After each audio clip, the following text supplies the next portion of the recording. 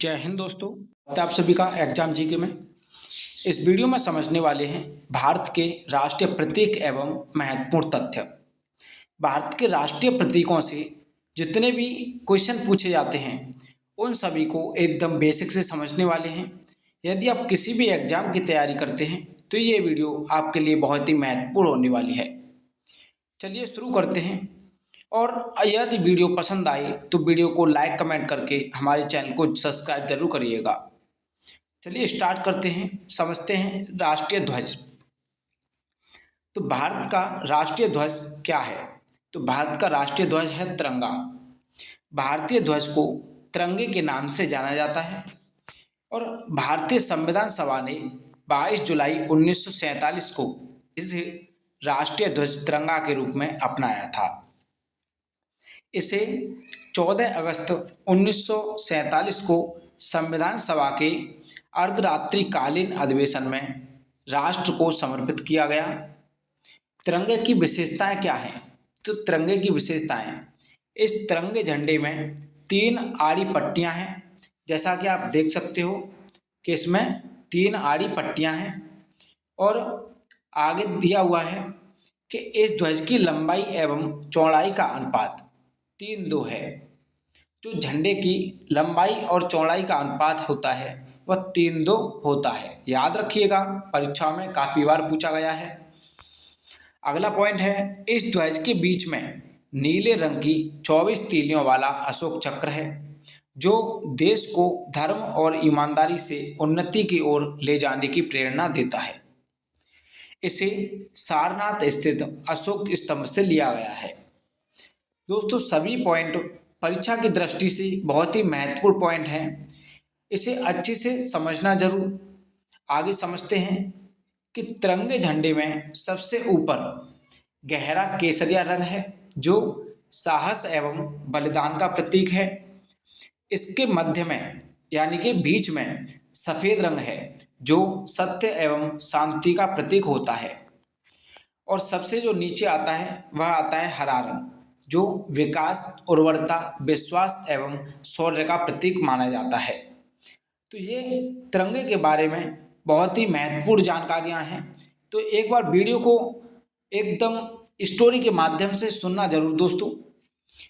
आगे, सर्वप्रथम 7 अगस्त 1906 को कोलकाता के पारसी बागान चौराहे पर हरा, पीला और लाल रंगों की पट्टियों वाले तिरंगे झंडे को राष्ट्रीय ध्वज के रूप में फहराया गया। तो सबसे पहले कैसे तिरंगे झंडे को फहराया गया था कि हरा, पीला और लाल रंगों की पट्टियों वाले तिरंगे झंडे को फहराया गया था। आगे, आज़ादी के बाद देश के बाहर विदेशी भूमि पर प्रथम बार ऑस्ट्रेलिया में आधिकारिक रूप से तिरंगे झंडे को फहराया गया। परीक्षा में पूछा जाता है कि किसी अन्य देश में सबसे पहले किस देश में अपना तिरंगा झंडा फहराया गया, यानी कि अपने देश के अलावा दूसरे देश में सबसे पहले कौन से देश में फहराया गया? तो ये फहराया गया है प्रथम बार ऑस्ट्रेलिया देश में। आगे समझते हैं, 29 मई 1953 को प्रथम बार तिरंगा झंडा माउंट एवरेस्ट पर तेन सिंह नार्गे व सर आलमंड हिलेरी द्वारा फहराया गया था। और 15 नवंबर 2008 को भारत में चंद्रमा पर भी अपना राष्ट्रीय ध्वज फहराया दिया। इस प्रकार चंद्रमा पर ध्वज फहराने वाला भारत विश्व का चौथा देश बन गया। इससे पहले अमेरिका, रूस तथा यूरोपीय अंतरिक्ष एजेंसी भी अपने ध्वज चंद्रमा पर फहरा चुके हैं। इसके बाद समझते हैं दोस्तों, ये जो तिरंगे झंडे से संबंधित जितने भी महत्वपूर्ण क्वेश्चन पूछे जाते हैं उन सभी को एकदम डिटेल में समझा दिया गया है। उम्मीद करता हूँ कि ये आपको समझ में आए होंगे। आगे समझते हैं राष्ट्रीय गान। तो राष्ट्रीय गान, भारत का राष्ट्रीय गान जन गण मन है। इसकी रचना रविंद्रनाथ टैगोर ने मूल रूप से बांग्ला भाषा में की थी। इसी राष्ट्रगान को भारतीय संविधान सभा द्वारा 24 जनवरी 1950 को अंगीकृत किया गया। परीक्षा में काफ़ी बार क्वेश्चन पूछे गए हैं कि आगे समझते हैं। इस राष्ट्रीय गान को सर्वप्रथम 27 दिसंबर 1911 ईस्वी में भारतीय राष्ट्रीय कांग्रेस के कोलकाता अधिवेशन में गाया गया था। तो कहाँ गाया गया था? भारतीय राष्ट्रीय कांग्रेस के कोलकाता अधिवेशन में। यह गान सर्वप्रथम 1912 ईस्वी में तत्वबोधिनी नामक पत्रिका में भारत भाग्य विधाता नामक शीर्षक से प्रकाशित हुआ था। राष्ट्रगान में 13 पंक्तियां हैं, जिसके गायन में 52 सेकंड का समय लगता है। जैसे परीक्षा में पूछ लिया जाता है कि राष्ट्रगान में कितनी पंक्तियां होती हैं, तो ये 13 पंक्तियां हैं, याद रखिएगा। और यदि समय पूछा जाए कि राष्ट्रगान को कितने समय में गाया जाता है, तो वह याद रखिएगा 52 सेकंड में। रविंद्रनाथ टैगोर ने राष्ट्रीय गान का अंग्रेजी अनुवाद 1919 में मॉर्निंग सॉन्ग ऑफ इंडिया शीर्षक से किया था। इसका हिंदी व उर्दू अनुवाद आज़ाद हिंद फौज के कप्तान आबिद अली ने किया था। और रविंद्रनाथ टैगोर ने ही बांग्लादेश के राष्ट्रीय गान आमार सोनार बांग्ला की रचना की थी। आगे समझते हैं राष्ट्रीय गीत। तो भारत का राष्ट्रीय गीत वंदे मातरम है। राष्ट्रीय गीत वंदे मातरम को बंकिम चंद्र चटर्जी ने 1874 ईस्वी में लिखा था। तो कब लिखा था? ये 1874 ईस्वी में। किसने लिखा था? बंकिम चंद्र चटर्जी ने, याद रखिएगा। आगे समझते हैं राष्ट्रीय गीत को संविधान सभा द्वारा 24 जनवरी 1950 को अपनाया गया। तो राष्ट्रीय गीत को संविधान सभा द्वारा कब अपनाया गया था? 24 जनवरी 1950 ईस्वी को। उनका यह गीत बंगाली भाषा में है। जो राष्ट्रीय गीत है वह बंगाली भाषा में है। बंकिम चंद्र चटर्जी ने इस गीत की रचना अपने उपन्यास आनंद मठ में 1882 ईस्वी में की थी, जिसे जन गण मन के समान दर्जा प्राप्त है। आगे समझते हैं सर्वप्रथम वंदे मातरम नामक राष्ट्रीय गीत को 1896 में भारतीय राष्ट्रीय कांग्रेस के कोलकाता अधिवेशन में गाया गया था। इस राष्ट्रीय गीत को कुल 1 मिनट 5 सेकंड में गाया जाता है। इस राष्ट्रीय गीत की धुन पन्नालाल घोष ने तैयार की थी। तो इस राष्ट्रीय गीत की धुन किसने तैयार की थी? पन्नालाल घोष ने। और इसे गाने में कितना समय लगता है? तो ये लगता है 1 मिनट 5 सेकंड का। याद रखिएगा, ये परीक्षा दृष्टि से बहुत ही इंपॉर्टेंट पॉइंट हैं। आगे समझते हैं वंदे मातरम का अंग्रेजी अनुवाद सर्वप्रथम किसने किया था? तो अरविंद घोष ने। जो सबसे पहले वंदे मातरम का अंग्रेजी अनुवाद किया था वह किया था अरविंद घोष ने, जबकि इसका उर्दू अनुवाद आर.एफ. मोहम्मद खान ने किया था। सर्वप्रथम 1927 में फांसी के फंदे पर झूलते हुए वंदे मातरम गाना गाने वाले अशफाक अल्लाह खान थे। इसके बाद समझते हैं राष्ट्रीय चिन्ह। तो राष्ट्रीय चिन्ह, भारत का राष्ट्रीय चिन्ह अशोक स्तंभ है। भारत सरकार ने 26 जनवरी 1950 को सारनाथ में स्थित अशोक स्तंभ को राष्ट्रीय चिन्ह के रूप में स्वीकार किया। तो कब स्वीकार किया था? 26 जनवरी 1950 को। भारत में कई अशोक स्तंभ हैं, लेकिन सबसे ऊंचा और प्रसिद्ध स्तंभ सारनाथ यानी कि उत्तर प्रदेश में स्थित है, जिसे सम्राट अशोक ने बनवाया था। किसने बनवाया था इसे? सम्राट अशोक ने। यह स्तंभ लगभग 45 फीट यानी कि 14 मीटर के समथिंग लंबा है। यह स्तंभ सम्राट अशोक द्वारा निर्मित है और धर्मचक्र प्रवर्तन की घटना का स्मारक है। यह चुनार के बलुआ पत्थरों का बना हुआ है। तो किन पत्थरों का बना हुआ है? चुनार के बलुआ पत्थरों का, याद रखिएगा। आगे पूछा जाता है कि राष्ट्रीय चिन्ह में दर्शाए गए पशु कौन कौन से हैं। तो इसमें जो राष्ट्रीय चिन्ह होता है उसमें दर्शाए गए पशु हैं घोड़ा, सिंह और सांड। ये 3 पशु दर्शाए गए हैं। अब इसके बाद समझते हैं कि राष्ट्रीय पशु, भारत का राष्ट्रीय पशु बाघ है। 1972 ईस्वी में बाघ को राष्ट्रीय पशु घोषित किया गया। तो कब घोषित किया गया था इसे? तो 1972 ईस्वी में। अब आगे समझते हैं 1967 तक भारत का राष्ट्रीय पशु सिंह था। भारत में केवल गुजरात में सिंह पाए जाते हैं, इसीलिए सिंह का राष्ट्रीय पशु का दर्जा वापस ले लिया गया। आगे समझेंगे राष्ट्रीय पक्षी। तो राष्ट्रीय पक्षी क्या है? तो भारत का राष्ट्रीय पक्षी मोर है, इसे मयूर भी कहा जाता है। भारत सरकार ने 1963 ईस्वी में मोर यानी कि इसे पावो क्रिस्टेटस को राष्ट्रीय पक्षी घोषित किया था। तो कब किया था? 1963 ईस्वी में। भारतीय वन्य प्राणी सुरक्षा अधिनियम 1972 के अंतर्गत इसे पूर्ण संरक्षण का प्राप्त है।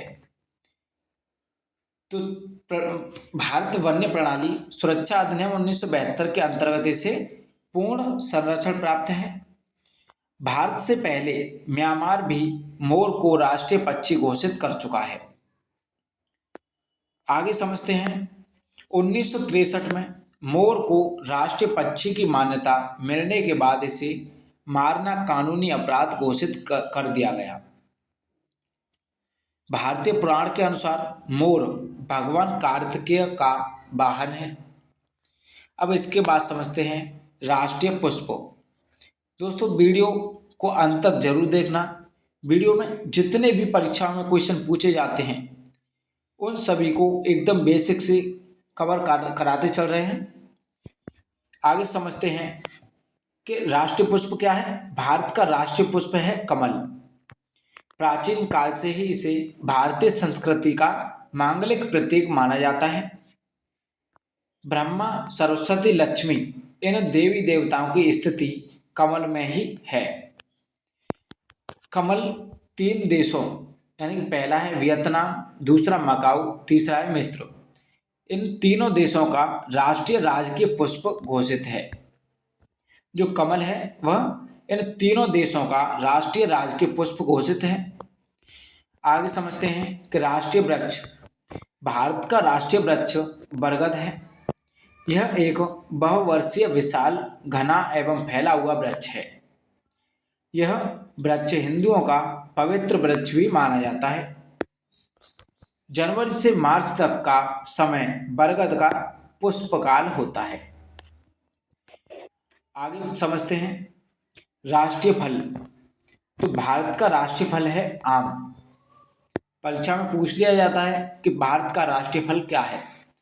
तो राष्ट्रीय फल है आम। भारत में आम पहाड़ी क्षेत्रों को छोड़कर लगभग सभी स्थलों पर पाया जाता है। भारत में आम को फलों का राजा माना जाता है। वेदों में आम को विलासिता का प्रतीक माना जाता है। आम को पाकिस्तान व फिलीपींस में भी राष्ट्रीय फल माना जाता है, जबकि आम का पेड़ बांग्लादेश का राष्ट्रीय वृक्ष है। आगे समझते हैं राष्ट्रीय खेल। तो भारत का राष्ट्रीय खेल हॉकी है। इस खेल की प्रत्येक टीम में 11 खिलाड़ी होते हैं और जो हॉकी होती है उस हॉकी खेल में प्रयुक्त सफ़ेद गेंद का वजन 155 ग्राम होता है, जबकि जो हॉकी है उसकी लंबाई 91 सेंटीमीटर की होती है। हॉकी के जादूगर के नाम से मशहूर मेजर ध्यानचंद के जन्म दिवस 29 अगस्त को राष्ट्रीय खेल दिवस के रूप में मनाया जाता है। परीक्षा में पूछा जाता है कि हॉकी के जादूगर के नाम से कैसे जाना जाता है। तो ये जाना जाता है मेजर ध्यानचंद को, और इन्हीं की याद में ये हॉकी का खेल खेला जाता है और ये 29 अगस्त को राष्ट्रीय खेल दिवस के रूप में मनाया जाता है। आगे समझते हैं राष्ट्रीय नदी। तो भारत की राष्ट्रीय नदी गंगा नदी है। भारत सरकार ने 4 नवंबर 2008 में गंगा नदी को राष्ट्रीय नदी घोषित किया था। तो भारत सरकार ने राष्ट्रीय नदी कब घोषित किया था गंगा नदी को? 4 नवंबर 2008 ईस्वी को। यह नदी गंगोत्री हिमनद के गोमुख नामक स्थान से निकलती है और लगभग 2525 किलोमीटर लंबी है। पूछ लिया जाता है कि किस स्थान से निकलती है, तो गोमुख नामक स्थान से निकलती है और ये इसकी लंबाई है 2525 किलोमीटर। आगे समझेंगे, गंगा नदी 5 राज्यों से होते हुए बांग्लादेश में प्रवेश करती है और वो 5 देश कौन कौन से हैं, तो पहला है उत्तराखंड, दूसरा है उत्तर प्रदेश, तीसरा बिहार, चौथा झारखंड और पांचवा है पश्चिम बंगाल। इन 5 राज्यों से होते हुए बांग्लादेश में प्रवेश करती है। आगे समझते हैं, गंगा नदी को प्रदूषण से बचाने के लिए 2009 में राष्ट्रीय गंगा बेसिन प्राधिकरण का गठन किया गया था। अब इसके बाद समझते हैं राष्ट्रीय जलीय जीव। तो भारत का राष्ट्रीय जलीय जीव डॉल्फिन है। 5 अक्टूबर 2009 को भारत सरकार के वन एवं पर्यावरण मंत्रालय ने डॉल्फिन को राष्ट्रीय जलीय जीव घोषित किया था। विश्व के ताजे पानी के केवल 4 क्षेत्रों में डॉल्फिन पाई जाती हैं। गंगा नदी में पाई जाने वाली डॉल्फिन दृष्टिहीन होती है। ये कुछ महत्वपूर्ण पॉइंट हैं जिन्हें अच्छे से याद जरूर कीजिएगा दोस्तों, परीक्षा में काफ़ी बार देखने को मिले हैं। इसके बाद समझते हैं राष्ट्रीय मुद्रा का प्रतीक चिन्ह। तो राष्ट्रीय मुद्रा का प्रतीक चिन्ह, भारत की राष्ट्रीय मुद्रा का प्रतीक चिन्ह है रुपया, जैसा कि ये आप देख सकते हो। इसके बाद भारतीय रुपये का अलग पहचान चिन्ह निर्धारित करने के लिए 15 जुलाई 2010 को नया प्रतीक देवनागरी लिपि के आर को मिलाकर बनाया गया है। भारतीय मुद्रा विश्व की 5वीं ऐसी मुद्रा है जिसका अलग अलग पहचान है। इसके बाद आगे समझते हैं, भारतीय मुद्रा विश्व की 5वीं ऐसी मुद्रा है जिसका अपना अपना अलग अलग पहचान चिन्ह है।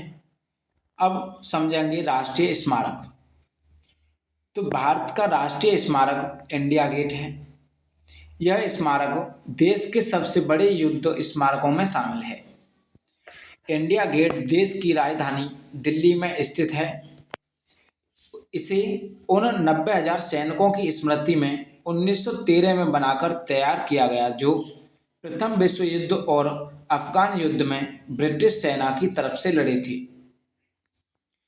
इंडिया गेट का डिजाइन सर एडविन लुटेंस ने तैयार किया था। पहले इंडिया गेट को ऑल इंडिया वॉर मेमोरियल कहा जाता था। अब इसके बाद समझते हैं राष्ट्रीय विरासत पशु। तो भारत का राष्ट्रीय विरासत पशु हाथी है। 21 अक्टूबर 2010 को भारत सरकार ने हाथी को राष्ट्रीय विरासत पशु घोषित किया था। हाथी के साक्ष्य सर्वप्रथम सिंधु घाटी सभ्यता की मोहरों पर मिलते हैं। हाथी 4 राज्यों का राजकीय पशु है। वह 4 राज्य कौन कौन से हैं, तो पहला है केरल, दूसरा है कर्नाटक, तीसरा झारखंड, चौथा है उड़ीसा। इन 4 राज्यों का राजकीय पशु हाथी है, याद रखिएगा। आगे समझेंगे राष्ट्रीय पंचांग। तो भारत का राष्ट्रीय पंचांग कैलेंडर है। सरकारी कार्यों के उद्देश्य से 22 मार्च 1957 को राष्ट्रीय पंचांग को अपनाया गया था। कैलेंडर के अलावा भारतीय राष्ट्रीय पंचांग शक संवत पर आधारित है। शक संवत 78 ईस्वी में शुरू हुआ था, जिसे कुषाण वंश के शासक कनिष्क ने प्रारंभ किया था। इसके बाद समझते हैं राष्ट्रभाषा। तो भारत की राष्ट्रभाषा क्या है, तो भारत की राष्ट्रभाषा है हिंदी। संविधान के अनुच्छेद 343(1) के अनुसार देवनागरी लिपि में लिखित हिंदी भारत की राजभाषा है। संस्कृत से उत्पन्न भारतीय आर्य भाषाओं के अपभ्रंश से 1050 से 1150 ईस्वी के बीच हिंदी का जन्म माना जाता है। दोस्तों, अगर वीडियो पसंद आई हो तो वीडियो को लाइक कमेंट करके अपने सभी दोस्तों के साथ शेयर करें और हमारे चैनल को सब्सक्राइब जरूर कीजिएगा।